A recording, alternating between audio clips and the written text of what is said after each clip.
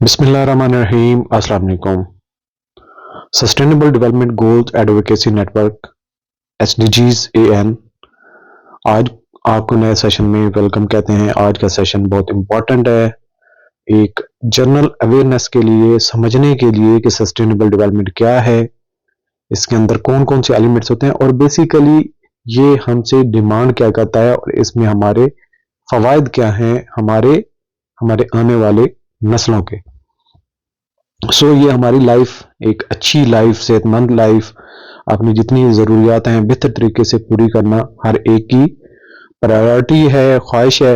और इसी तरह से हर एक चाहता है कि उसकी आने वाली जनरेशन, जो बच्चे उसके हों, उनका एक बेहतर, सेहतमंद और जो उनकी ज़िंदगी की आसाइशात हों वो पूरी हों, लेकिन एक बेहतर तरीके से। ये सस्टेनेबल डेवलपमेंट का जो एजेंडा है इसी को फैसिलिटेट करता है और ये हमारा अपना भी फायदा है, इंडिविजुअल का अवेयरनेस और इम्प्लीमेंटेशन दोनों में। और इसी तरह से इस मैसेज को कन्वे करना दूसरों तक अवेयरनेस को स्प्रेड करना, ये भी एक लिहाज से हमारी तरफ से कुछ एफर्ट है। आप भी हमारे इस नेटवर्क में कम से कम दूसरों को ये मैसेज कन्वे नहीं कर सकते तो इस पैगाम को शेयर कर सकते हैं, दूसरों को माइल कर सकते हैं, कायल कर सकते हैं। वक्तन फवक्तन इन चीज़ों के ऊपर आप डिस्कस कर सकते हैं। जो कोई भी किसी तरीके से सस्टेनेबल डेवलपमेंट के एजेंडा को या जो ओवरऑल सस्टेनेबिलिटी का एक एलिमेंट है उसको किसी तरह से डैमेज कर रहा हो। ये हमारा कोर्स है इंट्रोडक्शन ऑफ सस्टेनेबल डेवलपमेंट। आप इस कोर्स में ऑनलाइन एनरोल हो सकते हैं विदाउट एनी कॉस्ट। और अगर कोई आप प्लांटेशन के लिए या किसी और वेलफेयर के काम के लिए, किसी की हेल्थ के जो इश्यूज हैं उनको सपोर्ट करने के लिए वैसे डोनेशन करना चाहते हैं तो उस पर कोई पाबंदी नहीं है। ये जो हमारा नेटवर्क है इससे हम प्लांटेशन वगैरह और जो बाकी जो सेहत के कुछ लोगों के मसाइल होते हैं उनकी सपोर्ट करने के लिए भी हम एफर्ट्स कर रहे हैं। Sustainable development goals, environmental sustainability, ये है हमारा आज का टॉपिक। इन्वायरमेंटल सस्टेनेबिलिटी और नया चैप्टर है, इसलिए आपको ये ग्रीन कलर इसलिए नजर आएगा क्योंकि इन्वायरमेंट जो है वो ग्रीनरी के साथ अल्टीमेटली डील करता है। इकोसिस्टम को सपोर्ट करने के लिए मैंने इस जो सेशन है इसको ग्रीन कलर के साथ आगे लिंक किया हुआ है ताकि आप इसको आइडेंटिफाई भी कर सकें। सस्टेनेबल डेवलपमेंट में जो इन्वायरमेंटल सस्टेनेबिलिटी का मकसद क्या है, इससे हम मुराद क्या लेते हैं, इसको हम फवायद हमारे क्या हैं, चैलेंजेस क्या हैं, कैसे इसको इन्हेंस किया जा सकता है और हम अपने इन्वायरमेंट को कैसे बेहतर कर सकते हैं। अच्छा, यहाँ पे ये जो स्लाइड है ये एक समरी टाइप है, इसमें सारी चीजें आपको जो हमने आगे लेके चलनी है वो समझने में बहुत आसानी हो जाएगी। इन्वायरमेंटल सस्टेनेबिलिटी बेसिकली है क्या? Environmental sustainability refers to the responsible interaction with the environment, यानी कि हम इंटरैक्ट करते हैं इन्वायरमेंट के साथ, वो एक रिस्पॉन्सिबल वे से होना चाहिए। जिससे क्या हो, अगर रिस्पॉन्सिबल वे से हम इंटरैक्ट करेंगे इन्वायरमेंट के साथ तो उससे क्या होगा? अवॉइड डेप्लीशन, इससे होगी जो हमारे पास रिसोर्सेज हैं आहिस्ता आहिस्ता खत्म हो रहे हैं। कहीं पे कोई भी नेचुरल रिसोर्सेज में से आपके हाथ कोई रिसोर्सेज में से आपने देखा हो, कोल है, साल्ट है, माइंस बाकी हैं, उनको आप अगर निकालते रहें तो अल्टीमेटली वो डेप्लीट हो जाती हैं, वो उनकी जो मौजूदगी होती है वो एक जगह से खत्म हो जाती है। ये है कि अगर हम रेस्पॉन्सिबल इंटरेक्शन करेंगे इन्वायरमेंट के साथ तो इससे जो रिसोर्सेज हैं उनकी डेप्लीशन अवॉइड की जा सकती है। और डिग्रेडेशन ऑफ नेचुरल रिसोर्सेज, जो नेचुरल रिसोर्सेज हैं, कुदरती हमारे पास रिसोर्सेज हैं, इवन उनमें सादा तरीन एग्जाम्पल अगर लें तो जंगलात वगैरह, तो ये नेचुरल रिसोर्सेज हैं उनको डिग्रेड से भी बचा जा सकता है। अगर देखा जाए कोई भी पौधों का ख्याल ना रखे, कोई भी फॉरेस्ट्रेशन ना करे, अगर उनकी कटाई होती रहे तो ये क्या है, डिग्रेड हो जाते हैं नेचुरल रिसोर्सेज। एक जगह पे आप आबादी बनाते हैं, एक जगह पे आप जो है नया एक टाउन इस्टेब्लिश कर लेते हैं, उससे क्या होता है वो कटाई शुरू हो जाती है, दरख्तों की, पौधों की, जितनी भी जो इकोसिस्टम है वो डिस्टर्ब होना शुरू हो जाता है। वहां पे जो मौजूद हशरात हैं, वहां पे मौजूद जानवर हैं, वो भी डिस्टर्ब होना शुरू हो जाते हैं, वो एक जगह से दूसरी जगह चले जाते हैं। अल्लाह ताला ने इस कायनात में कोई भी चीज बेमानी बेमकसद पैदा नहीं की। अल्टीमेटली जो चीजें हमें अपने लिए नुकसानदेह नजर आती हैं उनका भी कोई ना कोई फायदा होता है। वो इकोसिस्टम के अंदर एक बैलेंस करने के लिए उनका भी एक अपना किरदार होता है। सो जब हम ये चीज करते हैं, एक्टिविटी इंसानी शुरू होती है, अर्बन प्लानिंग वगैरह बड़े केयरफुल तरीके से होनी चाहिए ताकि कोई भी इकोसिस्टम के अंदर डिस्टर्बेंस ना हो। सो ये क्या सारी चीजें आती हैं in responsible interaction with environment में। इसके अलावा साथ thereby ensuring long term environmental quality, एक लंबे अरसे के लिए इन्वायरमेंट की जो क्वालिटी है वो मेंटेन रहनी चाहिए। ये भी हमारी जिम्मेदाराना इंटरेक्शन जो इन्वायरमेंट से है अगर होगा तो ये पॉसिबल है, यानी कि लॉन्ग टर्म इन्वायरमेंट की क्वालिटी मेंटेन रहेगी and the survival of future generation. और अगर इसी तरीके से जराए का रिसोर्सेज का हम इस्तेमाल करते रहें, जंगलात काटते रहें, तो फिर क्या होगा, हमारे पास रिसोर्सेज जो नेचुरल है आने वाली नस्लों के लिए नहीं बचेंगे और उनकी सेहतमंद जिंदगी मुश्किल हो जाएगी। उनको बहुत सारे प्रॉब्लम्स होंगे, इवन के सांस लेने के लिए जो एक लेवल है ऑक्सीजन का एयर के अंदर वो भी मौजूद नहीं होगा, तो अल्टीमेटली उनको बहुत सारी डिजीजेस का रिस्क होगा। सो ये सर्वाइवल ऑफ फ्यूचर जनरेशन भी एट स्टेक चला जाता है अगर हम रेस्पॉन्सिबल नहीं रहते। सो ये सारी की सारी हैं, जब हम रेस्पॉन्सिबल इंटरेक्शन करते हैं एनवायरनमेंट के साथ, उससे जो रिसोर्सेज हैं उनकी डिप्लीशन अवॉइड की जा सकती है, डिग्रेडेशन ऑफ नेचुरल रिसोर्सेज को अवॉइड किया जा सकता है, लॉन्ग टर्म एनवायरनमेंट जो क्वालिटी है उसको मेंटेन रखा जा सकता है, और इससे क्या होगा, अल्टीमेटली आने वाली जनरेशन जो है वो सेहतमंद जिंदगी गुजार सकते हैं। सो ये इन्वायरमेंटल सस्टेनेबिलिटी के साथ ये एलिमेंट्स डील करते हैं। इट एनकम्पासेस, ये इसमें शामिल क्या क्या, it encompasses a wide range of practices, यानी कि सिर्फ और सिर्फ ये नहीं है कि इल्म हमारे पास आ गया कि इन्वायरमेंटल सस्टेनेबिलिटी क्या है तो ये काम हो जाएगा, ऐसा नहीं है। हमें बहुत सारे अपने बिहेवियर के अंदर चेंजेस लानी पड़ेंगी गवर्नमेंट लेवल पे, और जो लोकल गवर्नमेंट लेवल पे, जो ऑर्गेनाइजेशन लेवल पे, जो प्राइवेट हैं, इसके अलावा इंडिविजुअल लेवल पे जो हमारी एक कोशिश है कि जो सस्टेनेबल डेवलपमेंट के हवाले से एक पैगाम, एक अवेयरनेस, एक जो ट्रेनिंग है उसको इनहेंस करना, दूसरों तक पहुंचाना, अवेयरनेस देना, ये भी एक उसमें बिहेवियरल चेंज है। आपको पहले ये चीजें कम नजर आती होंगी, आहिस्ता आहिस्ता मैं हूं, आप मेरे साथ मिलते हैं, हम टीमें बनती हैं और इन चीजों को प्रमोट करते हैं, इससे हम ग्रो करते हैं अपने लिए भी, अपने आने वाली नस्लों के लिए। ये एक प्रैक्टिसेस हैं जिनकी जरूरत है। इसके अलावा हम कौन सी स्ट्रेटेजी किस मकसद के लिए अप्लाई करते हैं और उसको कैसे एक्टेबल करते हैं, इसकी भी जरूरत है। सो ये स्ट्रेटेजीज भी रिक्वायर्ड है, एंड पॉलिसीज तो गवर्नमेंट लेवल पे बनेगी, जो गवर्नमेंट है लीगल उनके कोई ना कोई फ्रेमवर्क होगा, कोई ना कोई ऑर्डिनेंस होगा, कोई ना कोई एक्ट होगा, तो रूल्स बनेंगे, उन रूल्स की इंप्लीमेंटेशन होगी, उन रूल्स पे अमल दरामद करने के लिए पॉलिसीज डिजाइन की जाएंगी। सो ये प्रैक्टिस की भी जरूरत है, मुख्तलिफ स्ट्रेटेजीज की भी जरूरत है, पॉलिसीज की भी जरूरत है, जिससे क्या हो सकता है, design to protect and conserve the natural resources. So natural environment जो है इसको कंजर्व करने के लिए, बचाने के लिए, महफूज करने के लिए ये सारी की सारी चीजें जरूरी हैं हमारी प्रैक्टिसेस के लिए, कि हम उनके अंदर, हमारे पहले तो नॉलेज होना जरूरी है, फिर उस तरह से हम प्रैक्टिस करें, हम आदतें बना लें, अपनी मुख्तलिफ स्ट्रेटजीज अडॉप्ट करें गवर्नमेंट लेवल से लेके इंडिविजुअल लेवल तक, ताकि हम कंजर्व कर सकें नेचुरल इन्वायरमेंट को और उसको प्रोटेक्ट करें खराब होने से, डैमेज होने से, वाइल बैलेंसिंग द नीड्स। अब ये नहीं है कि सिर्फ और सिर्फ माहौल का आप ख्याल करेंगे, बल्कि इस तरह से बैलेंस करना है कि जो ह्यूमन नीड्स हैं डेवलपमेंट के लिए, इंसानी तरक्की के लिए जो जरूरियात हैं वो भी पूरी होती जाएं। तो ये नित नए इनोवेशन के जो तरीकाकार हैं ये इसीलिए होते हैं। सो ये एक समरी बनती है हमारे आज के पूरे सेशन में। आगे हमने वन बाय वन चीजों को ज्यादा डिटेल में जाएंगे। अब इसके की प्रिंसिपल्स क्या हो सकते हैं इन्वायरमेंटल सस्टेनेबिलिटी के प्रिंसिपल्स क्या होते हैं, उसूल होते हैं। उन उसूलों पर कारबंद होने के लिए, और अगर हम कारबंद होते हैं उन पर, तो इन्वायरमेंटल सस्टेनेबिलिटी क्या है वो मेंटेन रखी जा सकती है। वो कौन से उसूल हैं उन पे पहले देख लेते हैं। हम ये चाहते हैं, असूल ये होना चाहिए, प्रिजर्वेशन ऑफ नेचुरल रिसोर्सेज, कि जो कुदरती जराए हैं, रिसोर्सेज हैं, उनको हमने प्रिजर्व करना है, हमने उनको बड़े मुहतात तरीके से इस्तेमाल करना है, उनको हमने डैमेज नहीं करना। ये पहला उसूल है इन्वायरमेंटल सस्टेनेबिलिटी में।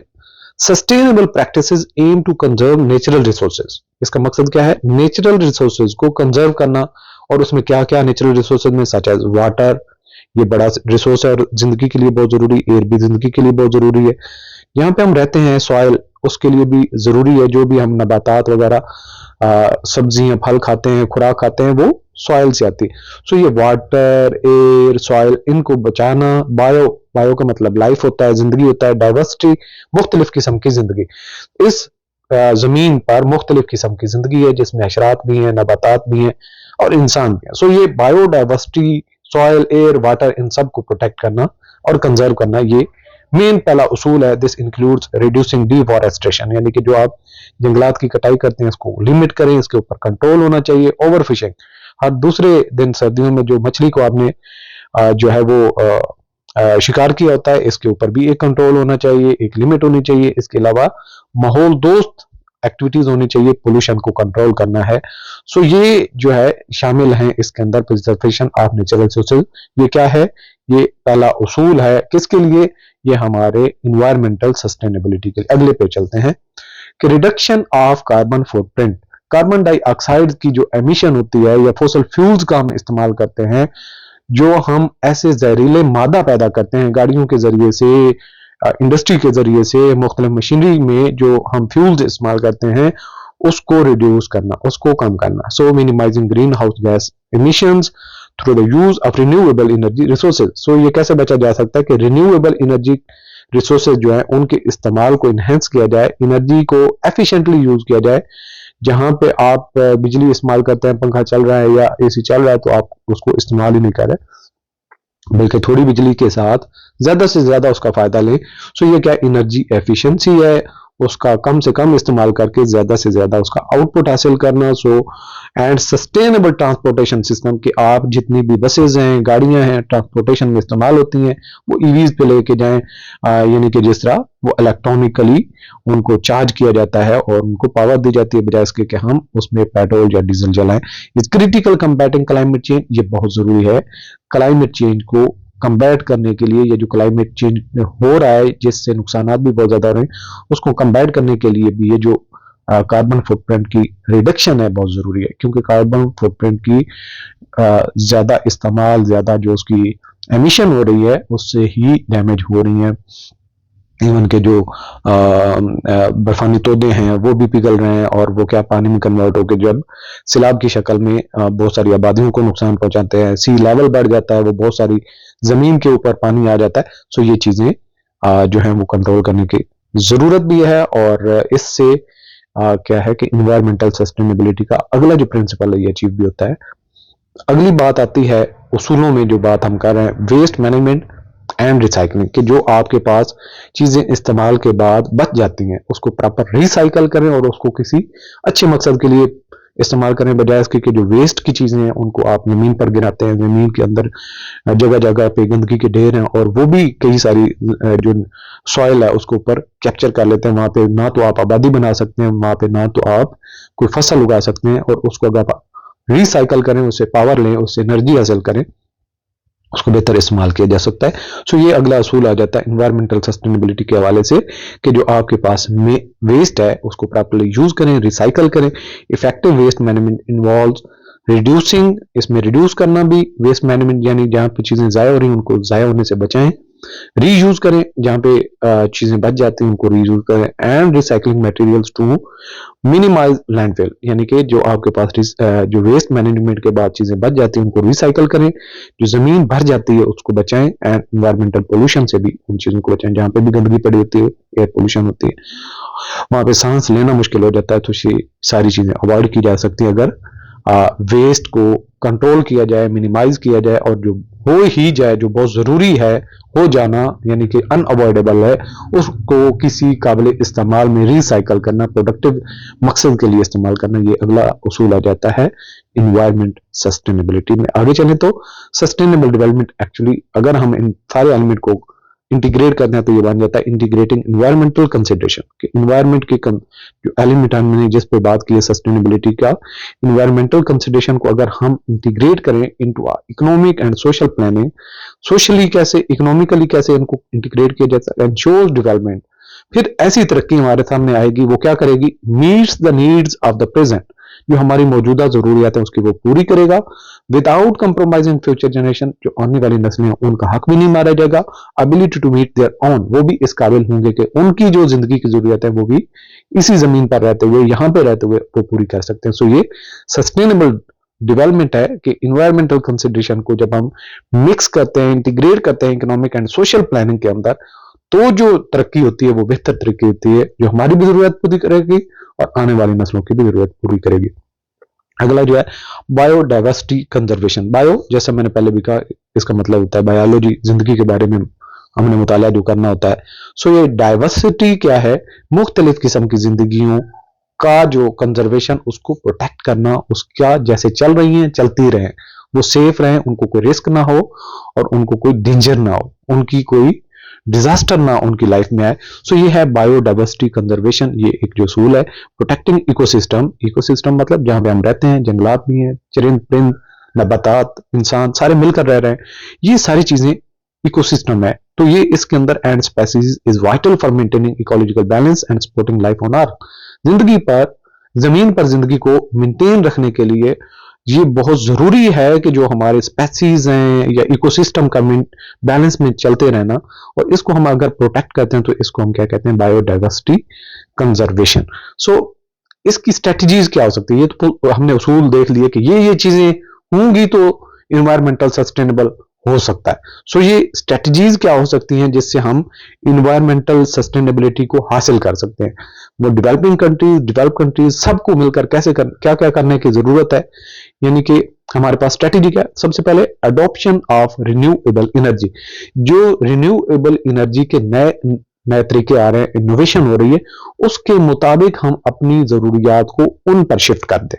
रिन्यूएबल एनर्जी के ऊपर आप शिफ्ट हो जाएं, अडॉप्ट कर लें अपनी लाइफ को जिसमें रिन्यूएबल एनर्जी का ही इस्तेमाल ज्यादा हो।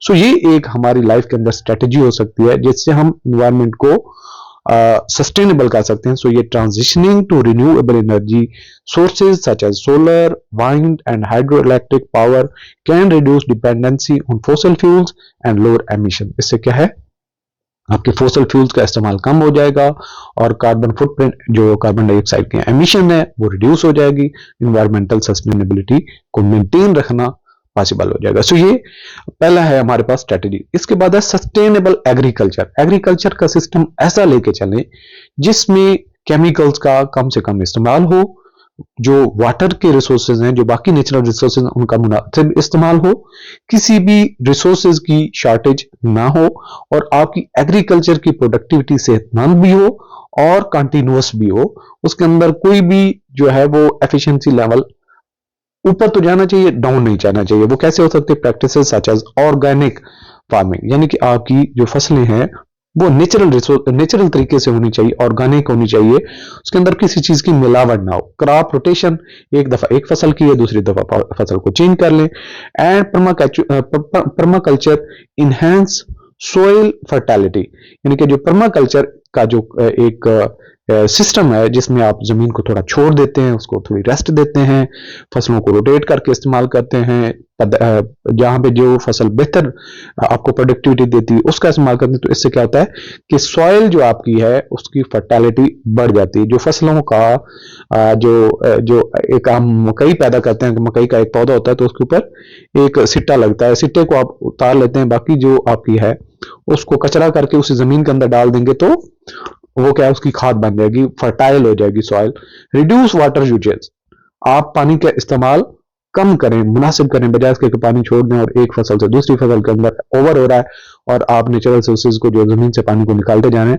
इसका ऐसा नहीं होना चाहिए, बल्कि जब जब फसल को जरूरत है, जिस पौधे को जितनी जरूरत है उसको वो पानी मुयसर होना चाहिए, ओवर यूज नहीं होना चाहिए। ये है reduce water usage and minimize chemical usage, या जो पेस्टिसाइड और जो केमिकल कीड़े वगैरह मकोड़े मारने के लिए जो फसलों के ऊपर आते हैं उनको इस्तेमाल करते हैं, उनका भी मिनिमम इस्तेमाल करने के बाद जब जहां पे बहुत जरूरी हो जाए तब इस्तेमाल करना चाहिए, अदरवाइज जो है उनको अवॉइड करना चाहिए। अगली स्ट्रेटेजी है इको फ्रेंडली अर्बन प्लानिंग। आप शहर आबादियां ऐसी बनाएं जो आपकी इको फ्रेंडली हो। अगर आप किसी अच्छी सोसाइटी के अंदर जाते हैं तो आप वहां पे देखते हैं ग्रीन बेल्ट होते हैं, पौधे होते हैं। इवन कि आपको दूर से लगता है जैसे जंगल है, लेकिन करीब जाते हैं तो बीच में से पगडंडी सी होती है, सड़क होती है और आबादी हो रही थी। मतलब इस तरह से प्लांटेशन करें जो फलदार दरख्त भी हों, वहां पे जो आपको एयर क्वालिटी है वो भी उससे मेंटेन रहे और जो इकोसिस्टम है वो भी कम से कम डिस्टर्ब हो। सो ये इको फ्रेंडली अर्बन प्लानिंग की जरूरत है। Designing cities with green spaces, ऐसे शहर बनाएं जहां पे ग्रीन स्पेसेस मौजूद हों, पौधों के लिए जगह छोड़ी गई हो, घास के लिए जगह छोड़ी गई हो। एफिशिएंट पब्लिक ट्रांसपोर्ट, ऐसी जगह पे रखें जहां पे ट्रांसपोर्ट को मूव करना ज्यादा जरूरत ना पड़े। छोटी छोटी जो आपकी जरूरत होती है जगह जगह आपको बाय मार्च यानी कि पैदल जाएं और वो पूरी आप की जरूरत हो जाए। ये नहीं है कि एक ऐसा आपने टाउन बनाया हुआ है जिससे मार्केट 5 किलोमीटर है, जब भी किसी ने जाना है तो वो गाड़ी निकालेगा और वहां से अपनी चीजें जो है वो शॉपिंग करेगा, ग्रासरी लेगा। सो इससे क्या है कि आपका जो फॉसिल फ्यूल्स है उनका इस्तेमाल होता है, कार्बन डाइऑक्साइड की एमिशन होती है गाड़ियों के इस्तेमाल से। सो ये एफिशिएंट पब्लिक ट्रांसपोर्ट होनी चाहिए। अगर आपका ऐसा कोई सिस्टम मौजूद ही है तो अंदर ईवीज होनी चाहिए और उनके कुछ फेयर चार्जेस होने चाहिए जो मंथली वो पे कर रहे हैं और उनका इस्तेमाल कोई भी कर सकता है। एंड सस्टेनेबल बिल्डिंग प्रैक्टिसेस, कि आप ऐसी बिल्डिंग्स बनाएं जो सस्टेनेबल हों, जिससे इन्वायरमेंट के ऊपर नेगेटिव इंपैक्ट कम से कम आए, जिसमें कंक्रीट का इस्तेमाल कम से कम हो। Help reduce urban environmental impact, इससे क्या फायदा हो सकता है कि जो अर्बन एरियाज हैं वहां पे इन्वायरमेंटल इंपैक्ट को रिड्यूस किया जा सकता है, बेहतर तरीके से निपटा जा सकता है। सो ये इको फ्रेंडली अर्बन प्लानिंग की भी जरूरत है जैसे जैसे आबादियां बढ़ रही। इसके अलावा promotion of circular economy, circular से क्या मुराद है, सर्कल में चलती इकोनॉमी। मतलब आप एक चीज प्रोड्यूस कर रहे हैं वही इस्तेमाल कर रहे हैं, फिर दूसरा जो इस्तेमाल करने वाला है वो दूसरी चीज प्रोड्यूस कर रहा है, वो पहला इस्तेमाल कर रहा है और यहाँ से जो चीज बच रही है वो दोबारा इस्तेमाल हो रही है। इसको हम कहते हैं सर्कुलर इकोनॉमी, या सर्कुलेशन उसकी मौजूद रहती है, चलती रहती है। Circular economy emphasises designing products for durability, जो भी आप प्रोडक्ट बनाते हैं मजबूत हो और अगर खराब होती है उसको रिपेयर किया जा सके, अगर उसका जाया हो गया, वेस्ट हो गई है, उसको रिसाइकल कर सके। To reduce waste and conserve resources, इससे क्या है कि आपके रिसोर्सेज जो हैं वो उनको आप उनकी वेस्टेज भी कम होती है और कंजर्व कर सकते हैं रिसोर्सेज को, क्योंकि वो रीयूजेबल हो गया, वो किसी जगह पे दोबारा चीज इस्तेमाल हो गई। सो इसके अलावा है जी एजुकेशन एंड अवेयरनेस, जो हम काम कर रहे हैं, एक्टिविटी जो हमने स्टार्ट की हुई है और इसको इंशाल्लाह इंप्लीमेंटेशन की तरफ प्रैक्टिकल हम जब लेके चलेंगे तो ये एजुकेशन और अवेयरनेस का एक एरिया है जिससे हमने लोगों को ये चीजें बतानी है। सस्टेनेबिलिटी क्या है, इन्वायरमेंटल सस्टेनेबिलिटी क्या है और सस्टेनेबल प्रैक्टिसेस क्या हो सकती हैं, स्ट्रेटजीज कौन सी हो सकती हैं जिससे हम अपने ये मकासद हासिल कर सकते हैं। ये लोगों को नॉलेज देना, अवेयरनेस देना, इवन के जो प्राइमरी स्कूल हैं, हायर सेकेंडरी स्कूल हैं, कॉलेजेस हैं, वहां तक ये चीजें होनी चाहिए, सिलेबस का हिस्सा होना चाहिए। Spread awareness about environmental issues and encouraging individuals and collective action fosters a culture of sustainability, इससे जब लोगों को अवेयरनेस होगी तो वो एक्शन भी उसी तरह से ही करेंगे जो सस्टेनेबिलिटी के हवाले से जरूरी होंगे या सस्टेनेबल जो एंगल से बेहतर होंगे। इसके अलावा ये इंडिविजुअल पे जो एक्टिविटीज हैं, अवेयरनेस है, सारा कुछ करने के बाद जो भी गवर्नमेंट चाहती है, जो कि यूनाइटेड नेशन का एजेंडा 2030 है, गवर्नमेंट लेवल पे हर एक की जिम्मेदारी है कि वो अपने मुल्क में ऐसी पॉलिसीज अडॉप्ट करवाएं, ऐसी एक्शन करें और इस तरीके से चीजों को लेके चलें कि सस्टेनेबल डेवलपमेंट का एजेंडा 2030 में मीट हो सके। सो गवर्नमेंट जब कोई भी पॉलिसी को बनाएगी, लेजिस्लेशन करेगी, तो उसको इंप्लीमेंट करना आसान हो जाता है। सो ये गवर्नमेंट लेवल पे है कि जो भी वो उनके टारगेट्स हैं उनको अचीव करने के लिए उस पर कानूनी शक्ल उसकी कोई आए, लेजिस्लेशन उस पर मौजूद हो। Government play a critical role in enforcing environmental laws, providing incentives for green technology, यानी कि जो ग्रीन टेक्नोलॉजी का इस्तेमाल कर रहे हैं या जो उसको प्रमोट कर रहे हैं उसके लिए इंसेंटिव हों। And setting national sustainability target, और अपने मुल्क के लेवल पर मुख्तलिफ जो है वो सस्टेनेबिलिटी के टारगेट सेट किए जाए कि हमारा टारगेट अल्टीमेटली क्या है। और वो सस्टेनेबिलिटी के जो टारगेट्स हैं 169 अंडर सस्टेनेबल डेवलपमेंट एजेंडा 2030 जो 17 गोल्स है उसमें आती हैं। सो ये 1 by 1 गवर्नमेंट को उस पर अमल दरामद करना, अच्छा करना चाहता है, गवर्नमेंट भी करना चाहते हैं, इंडिविजुअल को अवेयरनेस भी हो गई, नॉलेज भी आ गया, अब हर कोई करना चाहता है, लेकिन इसके बावजूद कुछ ना कुछ मुश्किलात रहती हैं जिसको हम कहते हैं चैलेंजेस इन इन्वायरमेंटल सस्टेनेबिलिटी। वो कौन से चैलेंजेस हैं उनको हम देख लेते हैं। सबसे पहले है क्लाइमेट चेंज। क्लाइमेट चेंज यानी कि हमारा टेम्परेचर राइज हो रहा है और एक्सट्रीम वेदर्स आ रहे हैं और उसकी वजह से कई डिजास्टर जैसा कि फ्लडिंग वगैरह, एक जो बारिशों का मौसम होता है वहां पे बारिश नहीं होती, जब बारिश का मौसम गुजर जाता है फसल तैयार होती है, बारिश की जरूरत नहीं होती, बारिश हो जाती। सो ये इवेंट्स ऐसे आ रहे हैं। और इसके अलावा जब फ्लड्स आते हैं और पानी जो है वो समुद्रों में जाता है, उससे सी लेवल बढ़ता है। सो ये क्लाइमेट चेंज का जो इम्पैक्ट है ये बहुत बड़ा चैलेंज है। Rising temperatures, extreme weather events and sea level rise pose significant challenges to ecosystem and human settlement.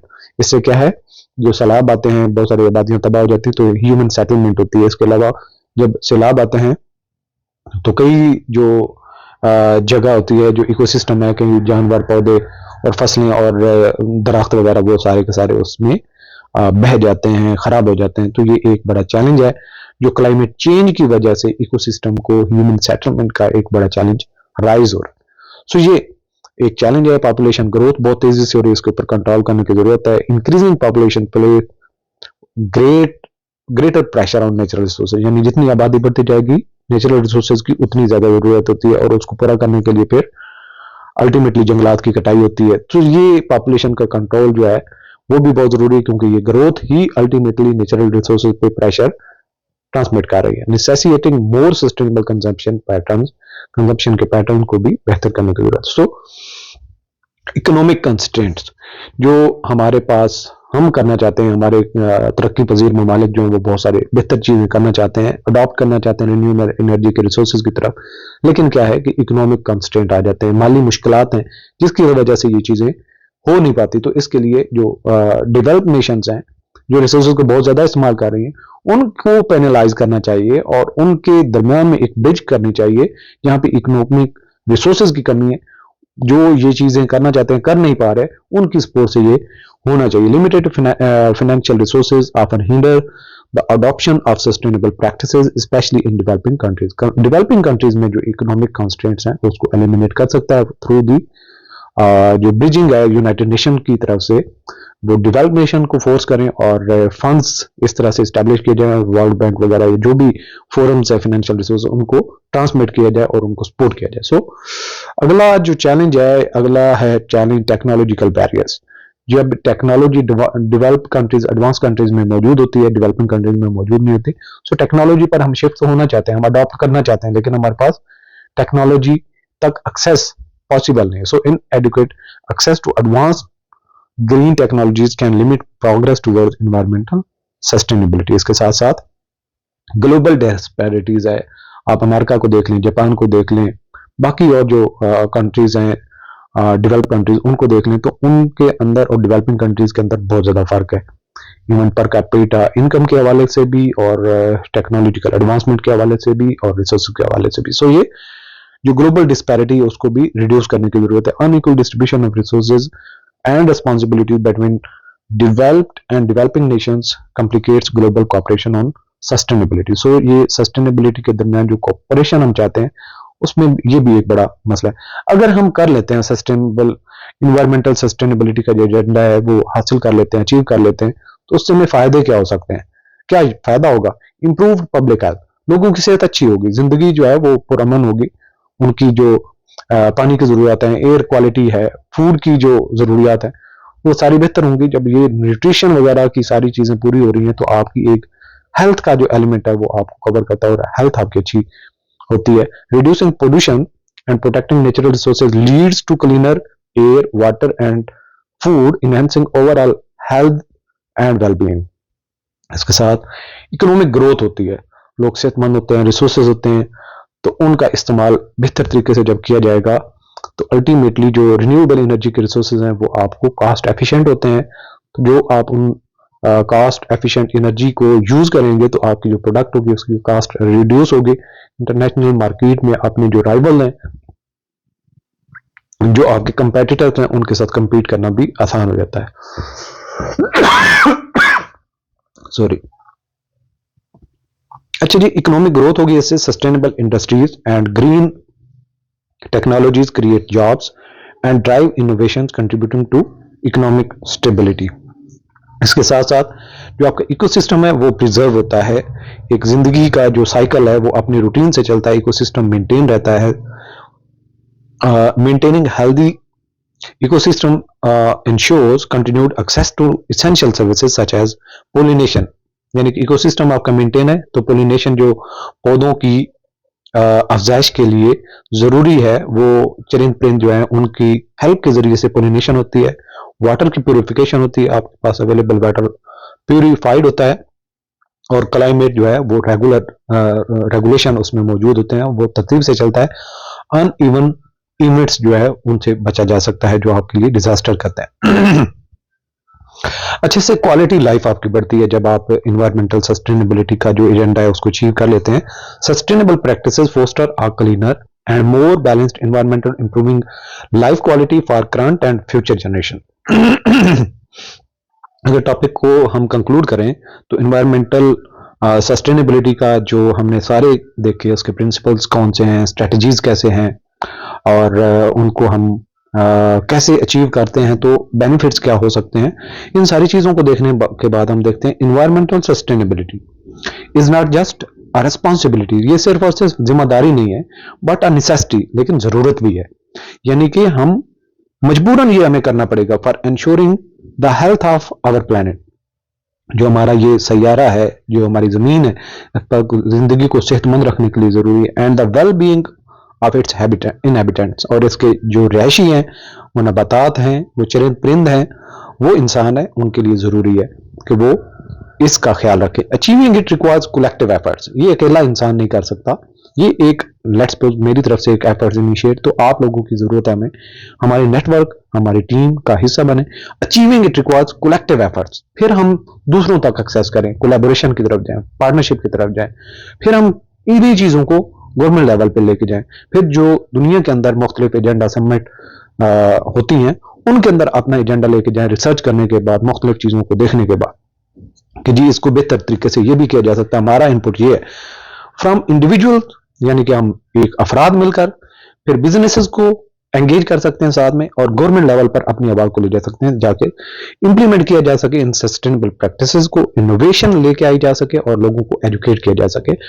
Bye prioritising sustainability humanity can pave the way for a more resilient, equitable and thriving future. इससे क्या है कि इंसानियत तरक्की करेगी और उसका रास्ता बनेगा एक बेहतर और बराबरी की सतह पर एक बेहतर मुस्तकबिल के लिए, जिसमें सारे के सारे लोग शामिल हों, उसमें किसी में कोई डिफरेंस ना हो, उसमें डेवलप्ड कंट्रीज भी साथ हों, डेवलपिंग कंट्रीज भी साथ हों, उसमें जो गरीब तबका है वो भी साथ में शामिल हो, जिनको इस चीज की अवेयरनेस नहीं है उनको भी साथ लेके चलें। सो ये कलेक्टिव एफर्ट है, एट इंडिविजुअल से लेके सोसाइटीज, नॉन गवर्नमेंट जितने ऑर्गेनाइजेशन हैं उनकी भी ये जिम्मेदारी है, और बाकी साथ साथ में जो आपके गवर्नमेंट की एजेंसीज हैं उनको भी इंटीग्रेट करने की जरूरत है। जो बिजनेसेस हैं वो जो इन्वायरमेंटल सस्टेनेबिलिटी के लिए एक हैजर्ड एक्टिविटी करते हैं उनको भी पैनलाइज करने की जरूरत है, वो खुद विलिंगली कंट्रीब्यूट करें कि इन्वायरमेंट को प्रोटेक्ट करना हम सबकी जिम्मेदारी। सो अल्टीमेटली ये एजेंडा तभी अचीव हो सकता है और हम आने वाली नस्लों के लिए एक बेहतर मुस्तकबिल, बेहतर जमीन छोड़ सकते हैं ताकि वो एक सेहतमंद जिंदगी गुजारें। So you can join our team as a volunteer, researcher, आप डोनर के तौर पे काम करना चाहते हैं हमारे साथ, एक आप बड़ी ऑर्गेनाइजेशन का हिस्सा हैं, आप हमारे साथ किसी मामले पर पार्टनरशिप करना चाहते हैं, कोलैबोरेशन करना चाहते हैं, या एक कंसल्टेंसी की आपकी जो एक एक्सपर्टीज है वो आप हमें दे सकते हैं, तो आपके लिए ये हमारा फोरम ओपन है। वेलकम एंड ज्वाइन अस, ताकि हम जो अपना फ्यूचर है उसको सस्टेनेबल बना सकें। खुदा हाफिज़।